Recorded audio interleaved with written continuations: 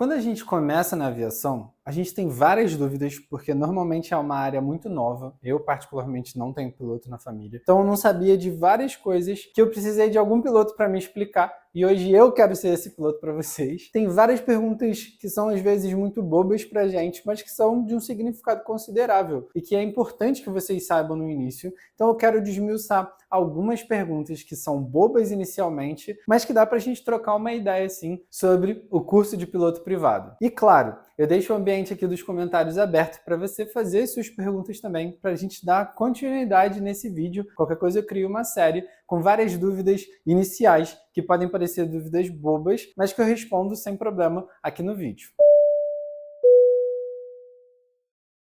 A primeira dúvida que eu quero abordar é uma dúvida de quando eu fico pronto para fazer a prova da ANAC. Não existe um momento certo, ninguém vai chegar, vai apertar a sua mão e falar pronto, você está ótimo, você está pronto para passar na banca. Então sempre dá uma insegurança, mesmo concluindo um curso teórico de piloto, ainda rola um pouco dessa dúvida, mas o que eu posso falar para vocês? Após o estudo num curso, após vocês terminarem as aulas do curso, naturalmente vocês vão começar a treinar os simulados. E eu gosto de falar para os meus alunos particularmente, que quando o aluno estiver tirando entre 80%, 85%, 90% ali nos simulados, em todas as matérias, aí eu recomendo que o aluno marque a prova, porque é quase que garantido que você vai passar na banca da ANAC. Mas, claro, os sites de simulado podem esconder um pouco a sua nota se você se auto-sabotar. Se você ficar só gravando as questões sem entender o que a questão está perguntando de fato, o que aquela questão quer que você saiba da matéria, se você não conseguir passar isso, ou seja, se você só gravar as respostas,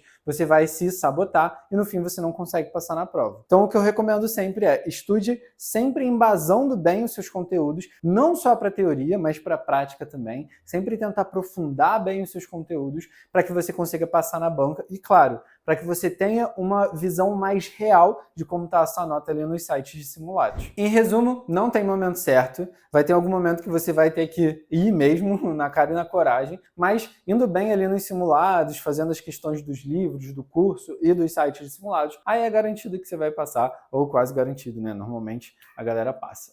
Mas é isso, a prova não é esse bicho de 7 cabeças, é só a primeira fase para você começar na aviação, depois tem a de PC, depois tem a de INVA, depois tem seleções de linha aérea, mas no geral, pode ficar tranquilo, se você tiver uma boa base teórica, você passa na prova tranquilo. Se você não conhece, eu tenho o método PNA, vou deixar aqui na descrição para você conhecer um pouco mais. Se você gosta do jeito como eu explico, aproveita para conhecer o método, que tem muita coisa legal lá. A segunda pergunta é se é normal travar no rádio. É sim, super, ultra, mega normal. Nas primeiras vezes que você for falar, você vai ficar nervoso, vai suar e já vai estar nervoso com o voo. Isso tudo gera um ambiente de nervosismo, mas é normal. O que eu recomendo é treinar com algum amigo ou treinar sozinho no quarto mesmo. Pega a MCA 116, lê os exemplos que eles derem lá na MCA. E uma dica particular minha, pega uma AIC, por exemplo, aqui do Rio, era a AIC, se eu não me engano, tá? 36-25. Pega essa AIC e pega alguns exemplos que tem na AIC de como se comunicar, tanto na frequência livre como em corredores visuais. Esses são os melhores exemplos para o piloto privado. O que tiver ali na AIC já basta para você entender sobre fraseologia. E uma dica também particular, você pode ir com um caderninho, com as anotações do que você vai falar ali na hora.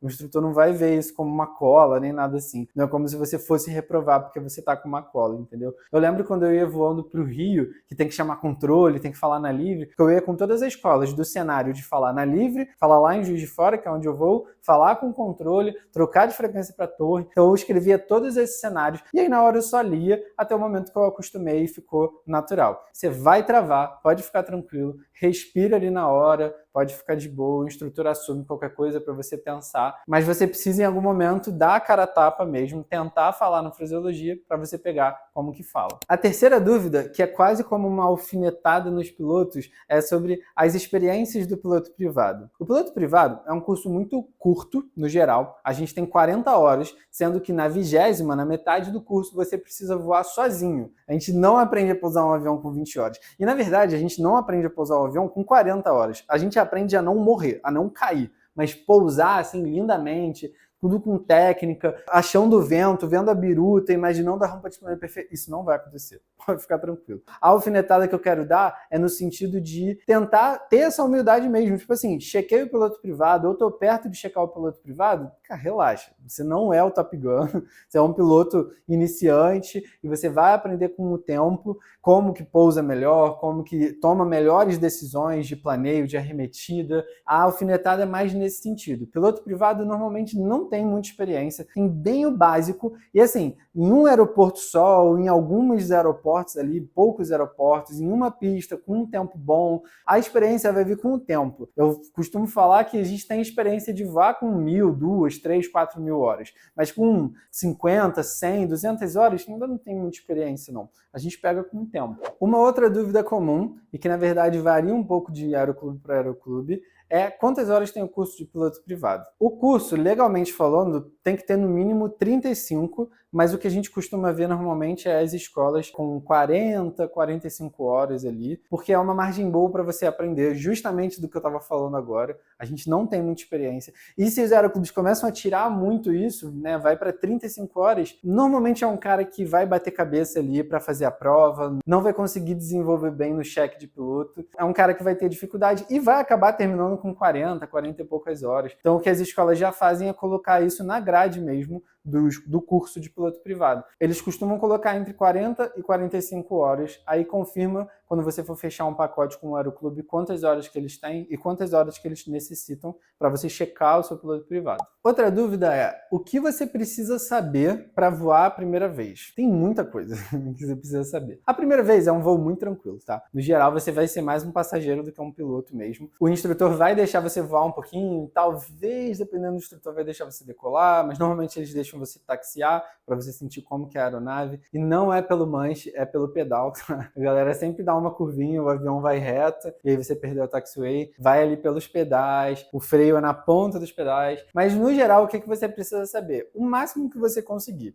A parte teórica também vai ser cobrada, tá? Então não só esquece a teoria, lembra um pouco da teoria, revisa a teoria, e conforme for passando os voos, os instrutores vão te dar alguns documentos para você estudar. No geral, documentos importantes são o de fraseologia, que eu já comentei, que é a MCA 116, ICA 112, que são as regras do AC, que você já vai ter estudado em regulamento, mas que é legal você saber o documento também, ICA 137, que são os serviços de tráfego aéreo, o que uma torre, um solo, um controle prestam para você, um centro. Então é legal saber tudo isso e saber quais são os documentos que você acha isso, né? E também saber um pouco sobre NOTAM, sobre Rota Air. Tem um vídeo muito bom aqui, tanto de NOTAM quanto de Rota Air aqui no canal. Vou deixar linkado aqui para vocês assistirem. Tem que saber também de REDMET, que é a parte meteorológica na prática mesmo, é o site oficial, para a gente buscar sobre essa parte meteorológica. Saber ler um pouquinho de SIG-WX, saber interpretar metal-etap, né? Isso é meio que óbvio. E saber os documentos do aeroclube que você precisa ler durante o seu curso. Então, normalmente vai ter o MGP, que vai falar toda a padronização do aeroclube, né?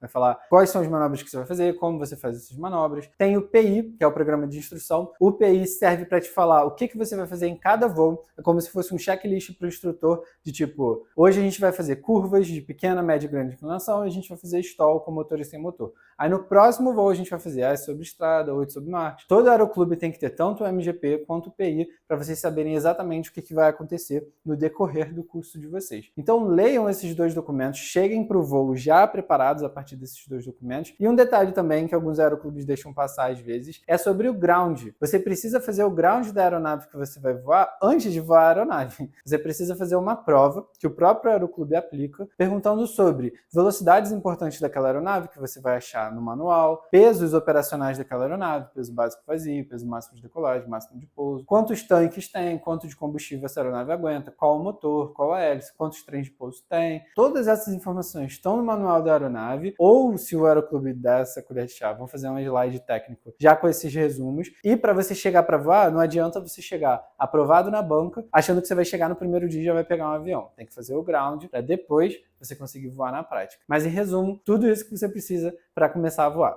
E a última pergunta do vídeo de hoje é o que eu preciso comprar para começar os voos, né? O que eu posso comprar, o que eu preciso comprar para começar a voar o PP. A galera pergunta muito sobre iPad, óculos, câmera. iPad. O que acontece? Se o seu iPad for o mais básico e não tiver a opção de colocar chip, ele não tem rastreador e ele não vai funcionar como você imagina. Eu caí nessa de comprar um iPad e aí quando eu fui voar na prática não tinha rastreador e ele funcionava só como uma leitura de cartas, né? Então não ajudou do jeito que eu queria. Então não recomendo particularmente. Ou comprar um iPad mais caro ou comprar um Samsung, que o Samsung desde o basicão já tem um rastreador. Por que é uma discussão a gente falar sobre tablet, né? Se você for usar o tablet para estudar também, não só para usar ali na prática, eu acho interessante, no sentido do tablet ser um livro, um computador, enfim, um lugar de anotação. Mas se você for comprar só para o voo, só para usar como rastreador essas coisas, não recomendo. Dependendo do aeroclube, eles nem deixam usar nos voos do PP, né? Às vezes nem no PC direito. E no fim, você pode usar o teu celular. Caso você precise usar um Nex Atlas, alguma coisa assim, você pode usar o celular. Então eu não gastaria 2, 3 mil reais com um negócio que às vezes você não vai nem poder usar. Então confirma no aeroclube se você pode usar,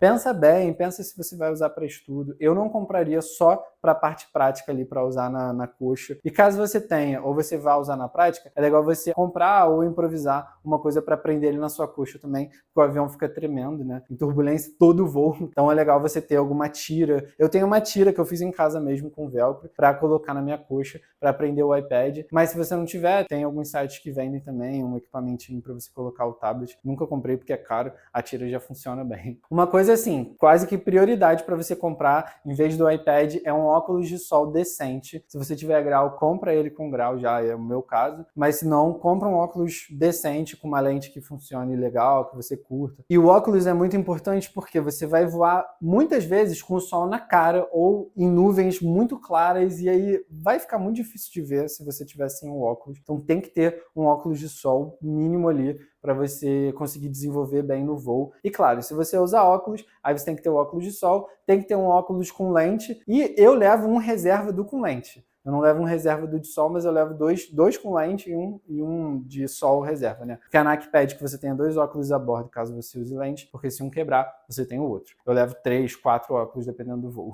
2 coisas que é legal você perguntar no aeroclube é se eles usam fone da própria aeronave ou se precisa que você compre. Se precisar que você compre, já é uma coisa para você correr atrás antes de você começar a voar. E é o preço do tablet, é bem caro, infelizmente. Deixa o tablet de lado e foca no fone, que dependendo você vai ter que comprar. Cartas também, cartas são coisas que você precisa comprar, e aí é importante ver se no aeroclube eles vendem, ou se precisa em alguma papelaria, que é uma carta grande, difícil de achar. Dá para comprar na internet também. Nos primeiros voos você não vai precisar, você só vai precisar no meio do curso para frente. Então pode deixar para comprar a carta mais para o final, mas o fone não. O fone e o óculos tem que chegar no primeiro voo já com isso. E uma coisinha boba, mas que vai te agilizar um pouco no curso, é caneta. Cara, você vai precisar de muitas canetas, você vai perder muitas canetas. Os aviões comem canetas, então você deixa a caneta cair no chão, ela some, o avião come e aí ela nunca mais vai aparecer. Você precisa de várias canetas, então recomendação pessoal, compra aquele pacote de caneta Bic, alguma coisa assim que você vai usar bastante. Vai ter muita coisa para anotar, muita coisa para assinar, então é legal você ter um pacote de caneta para quando você perder, você ter algumas outras ali para quando você precisar no voo, né? Então, pessoal, em resumo do vídeo, é isso que eu tinha para falar hoje. Se vocês tiverem alguma dúvida ou alguma recomendação, pode comentar aqui que a gente troca uma ideia sobre essa parte de aviação. Tem bastante dúvida legal, podem comentar aqui que a gente continua trocando essa ideia. Se você gostou, aproveita para conhecer um pouco mais do meu canal. Eu falo bastante sobre aviação, sobre a fase que eu estou atualmente, terminando o piloto comercial, e dá para acompanhar todas as fases de piloto, que é exatamente o que eu estou passando hoje em dia. Não se esquece de se inscrever aqui no canal. Se você gostou desse vídeo, deixa o like e compartilha com algum outro amigo que gosta de aviação também.